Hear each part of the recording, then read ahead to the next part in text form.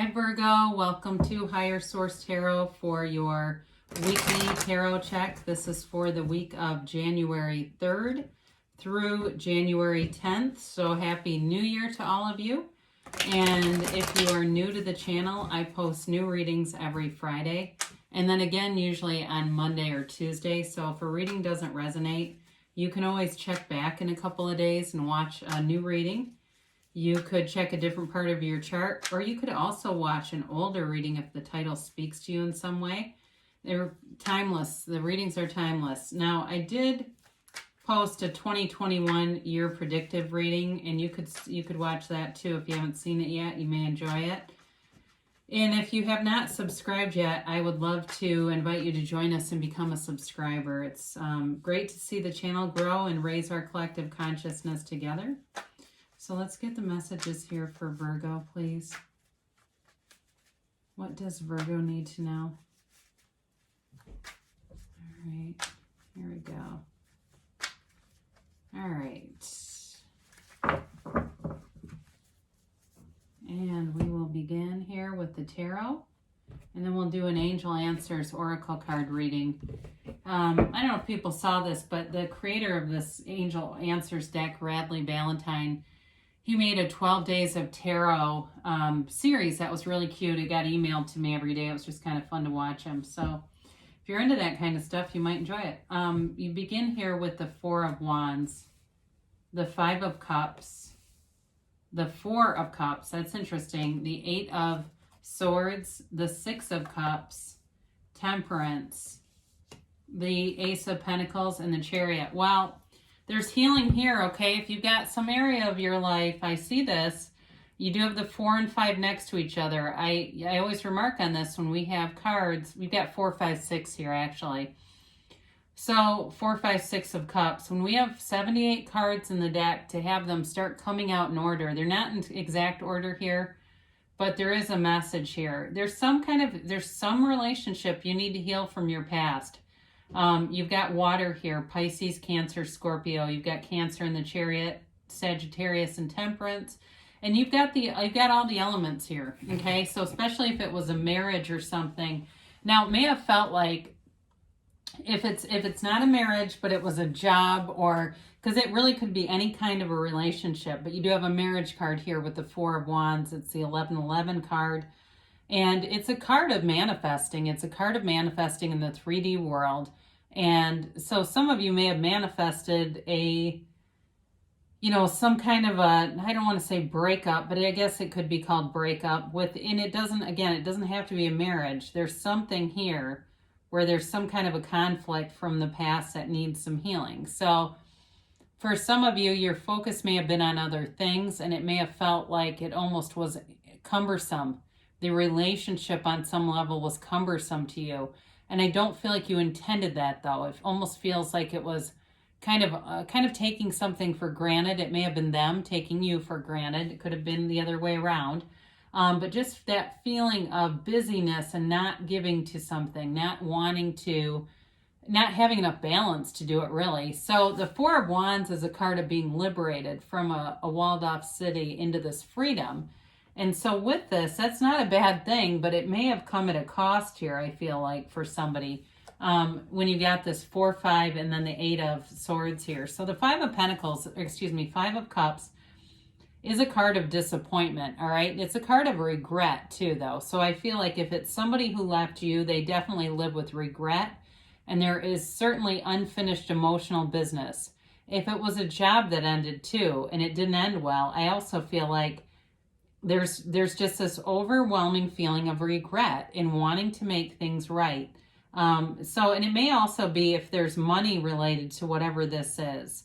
Somebody owes you money. That also is coming through here. And I do feel like you'll get it, but I feel like there's some catalyst. There needs to be some catalyst to spark the conversation.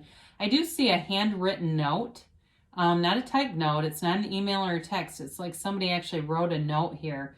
Or maybe that's coming. That may also be it. But, you've got the Four of Cups here, so it's like not interested too, right? It's like not wanting to take the first move. I feel like both parties maybe are being a little stubborn about it. And I understand it. I mean, I've talked about this before. I heard not too long ago Ram Dass talking about how we go through life with our heart like an accordion, opening and closing because it hurts so bad.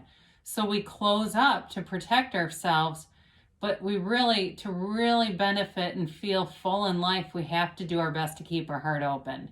And so they're just telling you, be open, Virgo, in that. And I get it. I mean, nobody asks for suffering, but it always turns out to be grace. And here's the grace down here. We're getting to it. We cover the heartache first. I like to get that out of the way. And then we talk about what's the solution. The tarot is your best friend who always tells you the truth. The oracle cards are a little bit more like the easier, softer way. So the Eight of Swords, again, there's sort of this stubborn undercurrent to this thing. Not seeing a solution just because of too much focus on the past. It's also too many people involved. Too many people are involved in this circumstance. And I'm not saying it's third party. It feels like maybe too many people's opinions and ideas and things either around you or the other person. But at the end of it all, the real answer comes from within. It comes from inside of you. And your heart always whispers the truth, okay? So it's time to quiet your mind, quiet all this noisy stuff around you, and you'll know what to do. And so with this, here we get into the happiness, right? It's like, for those of you that are still watching, I feel like this has already happened, though. I don't feel like it's necessarily something you're walking into. But I will say this with tarot, if you're saying, boy, it hasn't happened, you can use that to redirect your energy. So if you see it coming, you see a conflict, you will be able to handle it differently. That's the other benefit of this. So the Six of Cups here is a card of fond memories. It's a card of nostalgia and sentimental longing. And that's where I feel like there's some heartache here. This is generally a happy card, and it can be about a reunion, but I feel like it's coming from this place of wanting to reconcile, wanting to come back together, wanting to clear things up. And it may be the other person, if you're saying that's not me. Now, for some of you, if it's a job too, you may have had to make some changes at work this year.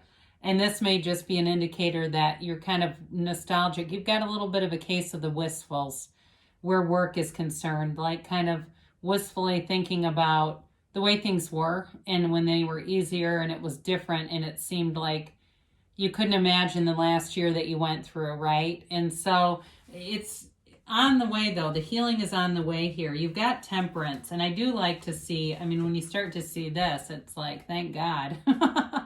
There's a light at the end of the tunnel. So Temperance, of course, is the Archangel Michael. Beautiful energy. It also can be the card of the alcoholic for some of you, if that is relevant with all those cups and having this sort of sorrowful energy. This is a card, though, of recovery. Okay, this is a card of healing, recovery. And for some of you, you may just be kind of dipping your toe into something, starting a conversation, starting the process. But they tell you to be easy about it, be light about it, especially if there is a lot of pain. It may not be prudent to dive right into, let's talk about what you did to me. If you're looking for recovery, maybe you begin slowly. You've opened the heart, and in this card, it's a new beginning. There's a new dawn here, and it's a new beginning in a new chapter, and you have it a couple of times here. So the Temperance card is about healing, about forgiveness, and it's a conversation, though. I do see an emotional conversation here, whether it begins with a handwritten note that just says, I miss you, or I want to talk, and I'd like to... Maybe we could have coffee, or we could just go for a walk. I don't know. But it's something like that. Especially, too, even if it's a work thing, I still feel like that's relevant. Even if there's some sort of sadness around work, that it's still this need to reconnect. And it's also, too, an indicator, before we move on to this, that our life path is not always completely straight. It's not always as we thought it would be. But it's always right for us. When we're in alignment, we can't make a mistake. So here you go. You've got the Ace of Pentacles. So there's money here. It's a new beginning, a new chapter, and it brings in more wealth, but it's also resources coming your way.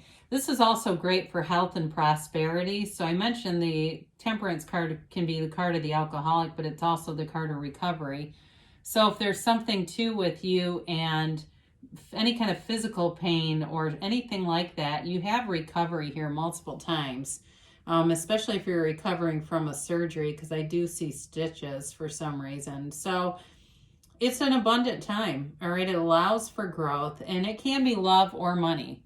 It can be either way, but it's new and it feels solid and it's bountiful. It moves forward in a prosperous way. And speaking of moving forward, you've got the Chariot, so Cancer energy here. The Chariot is a wonderful law of attraction card. It is a card where Spirit tells you you are so powerful. You are probably more powerful than you realize. And so allow the harmony of the Chariot to work with you, to carry you.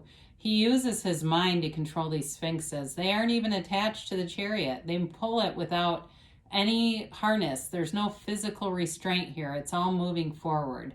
And it's with ease. It's confidence. This is goals and victory and success. So like in a Celtic cross, if you get this in the outcome, that's a great omen. That is a great indicator that what your heart desires is coming towards you. You know, what is meant for you will not miss you. And so there are no mistakes.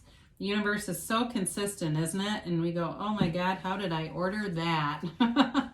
How did I manage to do that? Well, that's all right. It makes the joy more fun. It makes things more interesting along the way sometimes.